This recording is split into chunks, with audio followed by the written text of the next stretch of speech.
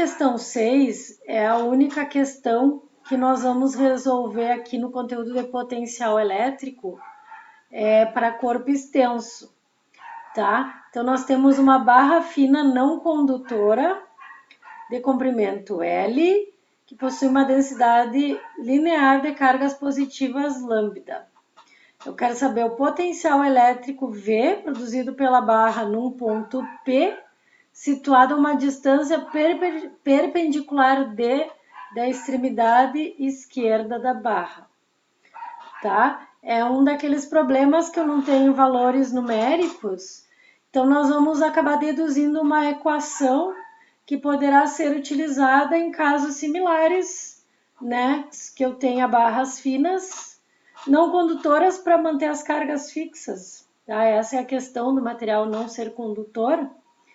E aí eu posso utilizar a equação que nós vamos deduzir quando a gente for calcular o potencial numa distância perpendicular da extremidade esquerda da barra, tá? Não esqueçam que essas questões de integrais, se a gente muda o ponto ou o formato, né, ou até mesmo o tamanho do material, dependendo, né, se é finito, se é infinito, pode mudar o nosso resultado. Então, vamos resolver, e aí essa equação depois vocês podem utilizar. Então, essa questão número 6, eu tenho uma barra de comprimento L, e eu vou colocar ela num eixo X, por exemplo, tá? Para a gente se situar aqui no nosso cálculo. Então, a gente tem uma barra linear, essa barra tem um comprimento L, então ela vai, por exemplo, aqui da posição 0 até L, tá? E eu quero calcular, ela possui uma densidade de cargas positivas, lambda, e eu quero calcular o potencial num ponto P, que está a uma distância perpendicular D da extremidade esquerda da barra. Minha extremidade esquerda é essa aqui, a uma distância perpendicular, ó. Meu ponto P seria algo desse tipo aqui, tá? E isso aqui tem uma distância D, tá? Isso que o meu problema está dizendo. Então, como que eu calculo, né, esse problema aqui de corpo extenso? Lembra que quando era uma carga pontiforme, a gente calculava o potencial por essa fórmula aqui, né? Q sobre R.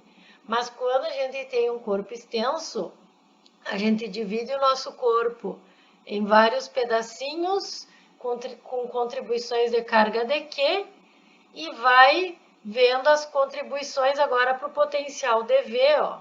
E aí nós vamos somando todos os meus elementos de comprimento aqui da barra, começando aqui do ponto 0 até chegar lá no fim da barra com comprimento L.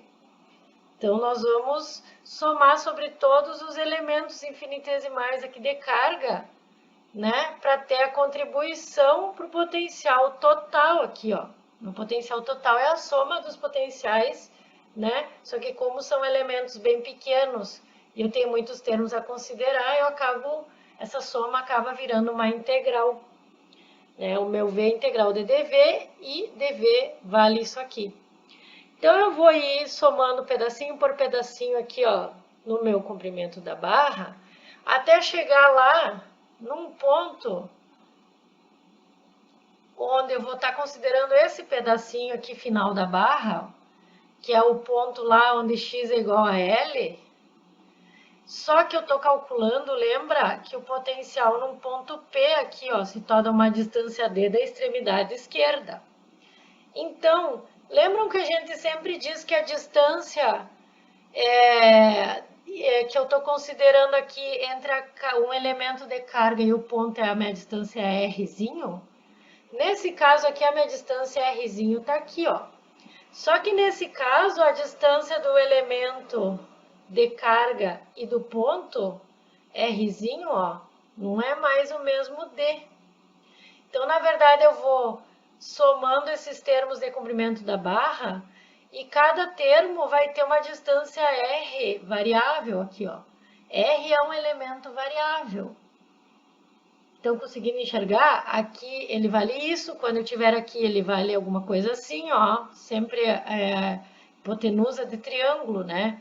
Cada vez o R vai valendo um valor maior até chegar nessa situação aqui, ó. Esse é meu último elemento integrável, ó. Tá?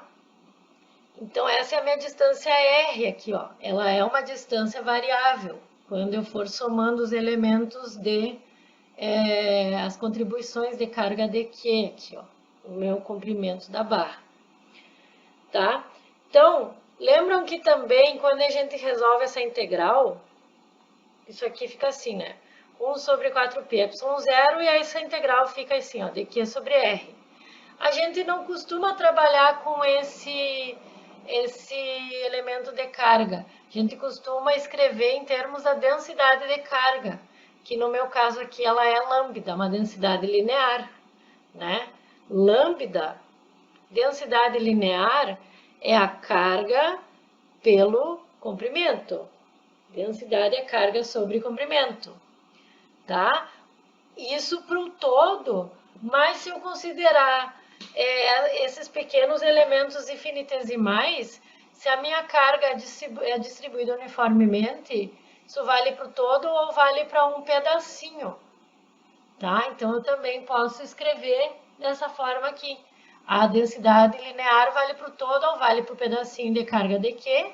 Então, o meu dq é lambda dx. Eu usei dx aqui porque eu coloquei no eixo x, o meu comprimento L. Poderia ser dl aqui, ó, tá? Não teria grandes diferenças.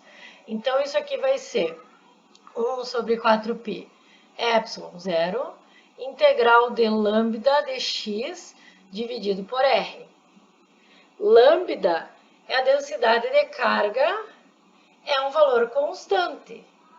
Agora, r e dx têm que estar relacionados entre si, né? Porque r é um elemento variável e a minha integral está escrita em dx. Então, eu vou reescrever esse meu r aqui. Até porque r não é uma distância que o problema me deu. Então, eu posso escrever r em termos, ó, olha esse triângulo aqui, ó. O r vale d ao quadrado, r ao quadrado, né, fazendo Pitágoras, vale d ao quadrado, mais, nessa situação é l ao quadrado, mas tem uma situação onde o r está aqui, ó. Então, não é l necessariamente, é o comprimento que estiver em questão, né? L é só no último ponto lá, ó. Aqui nessas diagonais, nessas hipotenusas aqui, ó, o meu comprimento da barra vai estar sendo considerado um outro tamanho. Então, eu não vou chamar que R é d ao quadrado mais L ao quadrado, e sim d ao quadrado mais x ao quadrado, porque x é variável, ó. Ele começa valendo 0 e ele termina valendo L, né? Mas eu tenho esses valores intermediários aqui, ó. Então, mas como eu escrevi em dx, ó, eu vou conseguir integrar. Então, isso aqui fica... Vou tirar o lambda para fora, porque ele é constante, né? Eu fico com a integral de dx, e o r, então, é d ao quadrado mais x ao quadrado, uma raiz, né? Porque aqui está ao quadrado, então, na 1 meio. Limites da integração, eu começo com o meu elemento aqui na ponto zero e vou até o comprimento L da barra, ó. Então, esses são os meus limites de integração, tá? Então, essa integral, pessoal, não é daquelas integrais triviais. Então, eu peguei lá na tabela Chalmers, uma integral assim, ó. Integral de du, raiz du ao quadrado mais a ao quadrado, isso aqui é uma raiz, tá? Isso aqui fica ln du mais raiz de u ao quadrado mais a ao quadrado. Então, eu vou usar isso aqui, eu peguei na tabela Chalmers, eu vou pegar essa integral aqui, ó, que é do mesmo tipo.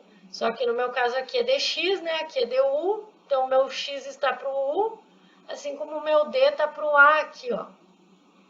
Tá? Então, o resultado dessa integral fica, v vai ficar lambda sobre 4π ε0 E aí, o resultado da minha integral, então, é esse ln de u, só que o meu u, no caso, é x, né? X mais raiz de x ao quadrado mais d ao quadrado.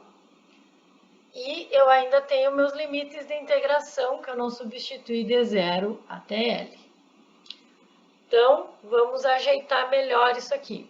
Então, isso aqui vai ficar lambda sobre 4πε0. Então, eu substituo os limites de integração no x, né? Ln do limite superior ali, ó. L mais L ao quadrado mais D ao quadrado na raiz, menos o limite inferior, que é x igual a 0. Então, se eu colocar 0 aqui, né, dá 0, e 0 ao quadrado, eu fico só com raiz de d ao quadrado. Raiz de d ao quadrado. Raiz de d ao quadrado é d, né? Então, isso aqui vai dar ln de d, né? Só que, lembram da propriedade, que é ln de d, lembram da propriedade da diferença dos ln? Diferença de logaritmo é o logaritmo da divisão. Então, eu posso escrever meu resultado final assim, ó. Lambda sobre 4πε0, ln de L mais raiz de L ao quadrado mais D ao quadrado, ou isso aqui na 1/2, já que tem o menos é o ln da divisão, ó, dividido por D. Isso aqui está tudo dentro do meu ln. Isso aqui é o meu resultado final.